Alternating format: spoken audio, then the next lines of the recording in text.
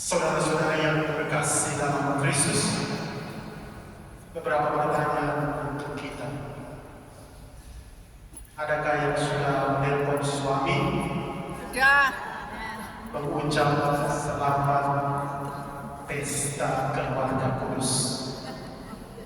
Ada? Ada.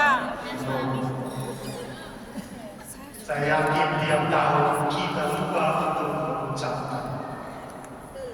Tadi pagi dalam misa kami merayakan ada 13 pasangan yang merayakan ada 52 tahun pernikahan, yang paling muda 5 tahun pernikahan.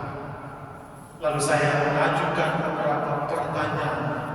Pertanyaan pertama, kapan terakhir kali kamu mengucapkan aku mencintai kamu? Lalu suami menjawab, puluhan tahun yang lalu. Ada yang menjawab, kami tidak pernah mengucapkan, tapi hanya di dalam hati. Lalu kita, kapan terakhir kali kita mengucapkan aku mencintai kamu kepada suami atau istri? Setiap hari, ada yang setiap hari, sangat romantis. Ketika kita merayakan pesta keluarga kudus yang terdiri dari Maria, Yosef, dan Yesus. Keluarga kudus juga merupakan satu tempat di mana Yesus merasa betah tinggal di dalamnya. Kita tahu Yesus dari lahir sampai umur 30 tahun dia berdiam bersama di tempat keluarga kudus. Omong tentang keluarga, kita semua punya keluarga masing-masing. Dan saya ingat tadi pagi ketika saya baca Injil, saya ingat satu penggalan lagu yang judul lagunya itu Rindu Pulang. Kalau teman-teman hafal lagunya, yang paling pendek, rindu pulang, aku rindu pulang, rindu yang tersayang, ayah dan bunda, rindu pulang, aku rindu pulang, rinduku disayang, sana-sana. Ini merupakan lagu yang paling sederhana, tapi menggambarkan bagaimana seorang anak yang rindu pulang ke rumahnya, merindukan kasih sayang dari seorang ayah dan ibu, juga rindu akan sanak dan saudara. Karena bagi dia, bagi kita, keluarga adalah tempat di mana kita boleh merasa nyaman. Keluarga kita merupakan tempat yang menjadi tempat nyaman buat kita. Ada yang mungkin bilang tidak. Ada yang merasa dulu sebelum menikah saya merasa dia adalah tulang rusuk saya. Tetapi ketika menikah, ketika saya sudah menjadi tulang punggung, maka saya tidak membutuhkan lagi dia.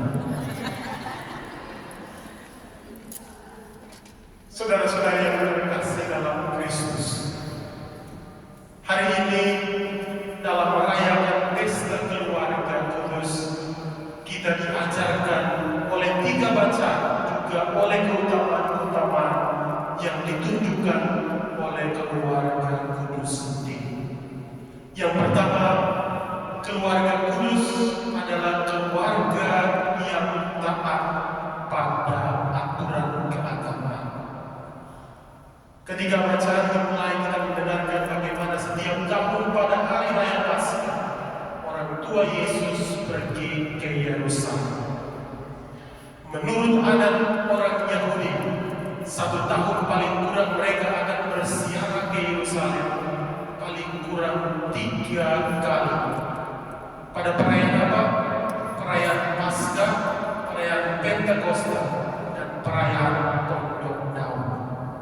Tiga perayaan ini merupakan perayaan penting untuk orang Yahudi. Oleh karena itu mereka akan pergi melakukan ziarah ke Yerusalem. Oleh karena itu kita melihat bagaimana Maria dan Yosef sangat menaati peraturan sebelum Yesus hadir, sesudah Yesus hadir, dan pada saat Yesus beranjak dewasa pun setiap tahun mereka menaati peraturan itu. Dan itu menjadi dasar dan landasan bagi Yesus sendiri untuk senantiasa menaati peraturan-peraturan. Dalam kehidupan kita juga orang tua harus menjadi dasar, landasan bagi anak-anak kita untuk menaati peraturan gereja. Tadi pagi saya katakan dalam misa Cina, orang tua sekarang hari Minggu sibuk bekerja, jarang ke gereja. Bagaimana mungkin anak mau mengikuti teladan orang tua kalau orang tuanya sendiri tidak pernah ke gereja? Yesus, Yosef, dan Maria menunjukkan teladan kesetiaan mereka. Yang kedua, keluarga kudus adalah keluarga yang dilandasi oleh cinta kasih. Kita lihat biasanya menurut adat orang Yahudi, laki-laki yang sudah dewasa yang harusnya ke Yerusalem. Tetapi karena Yosef tidak mau meninggalkan Maria dan Yesus sendirian, oleh karena itu ia mengajak mereka bersama-sama. Perjalanan pada saat itu 3 hari seperjalanan pergi, dan kemudian mengikuti perayaan, dan kemudian 3 hari perjalanan kembali. 1 minggu paling kurang untuk melakukan perjalanan ziarah itu. Oleh karena itu keluarga kudus menjadi teladan bagaimana mereka mencintai satu sama lain. Sudahkah kita mencintai pasangan kita masing-masing? Ataukah kita tidak membutuhkannya lagi?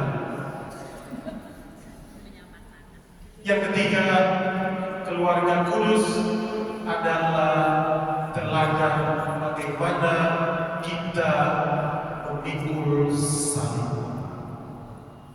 Dalam Injil hari ini ketika Maria dan Yosef cemas untuk mencari Yesus, ketika Maria mengatakan, "Nak, mengapakah engkau berbuat demikian terhadap kami?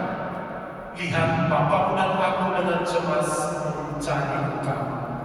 Namun jawaban Yesus menunjukkan bahwa dia mungkin saja tidak menghargai mereka.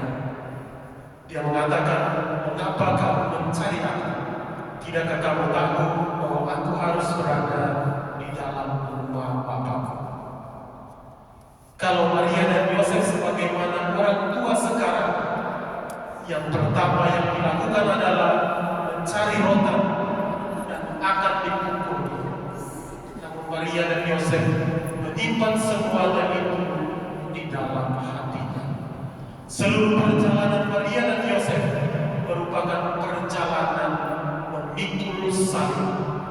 Maria sendiri sampai menyaksikan bagaimana Yesus sendiri disalibkan, menemani Yesus dalam detik-detik kematian Yesus. Dalam keseharian kita juga kita mempunyai salib-salib kita. Salib itu bisa berupa apa saja, namun yakin dan percaya bahwa dengan memikul salib kita, Allah senantiasa menemani kita. Yang keempat,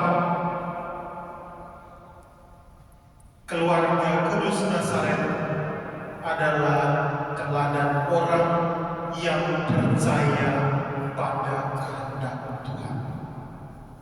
Sebagaimana dalam bacaan pertama hari ini, Hana dan Elkana ketika mereka berdoa kepada Tuhan untuk diberikan anak, maka ketika Hana hamil dan melahirkan, anak itu dipersembahkan khusus kepada Tuhan. Maria, Yosef, dan Yesus juga percaya akan rencana dan kasih Tuhan. Maria ketika menerima kabar Tuhan, ia mengatakan, terjadilah padaku menurut perkataan. Yosef sendiri dalam mimpinya, malaikat mengatakan, jangan takut Yosef, ambillah Maria sebagai istri.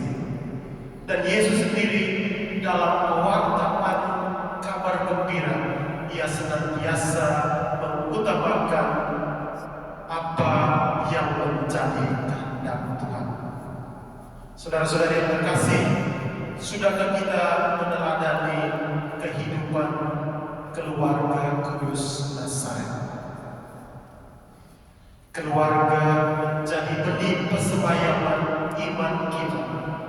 Oleh karena itu, kita harus belajar untuk mencintai. Bukan saja untuk mencintai, tetapi kita juga belajar untuk mengampuni. Karena keluarga yang bertahan adalah keluarga yang penuh cinta dan juga penuh pengampunan. Karena ketika kita sanggup untuk mengampuni, maka sebesar apapun persoalan hidup yang kita hadapi, kita akan memperoleh kedamaian. Oleh karena itu, saudara-saudari yang terkasih dalam Kristus, setelah perayaan Ekaristi ini, teleponlah keluargamu masing-masing. Ucapkanlah, aku sayang kamu, tetapi juga ungkapkanlah bahwa saya mengampuni kamu dan juga memohon pengampunan dari suami atau istri. Kiranya melalui keutamaan yang ditunjukkan oleh keluarga kudus Nazaret menjadi juga teladan hidup keluarga-keluarga kita.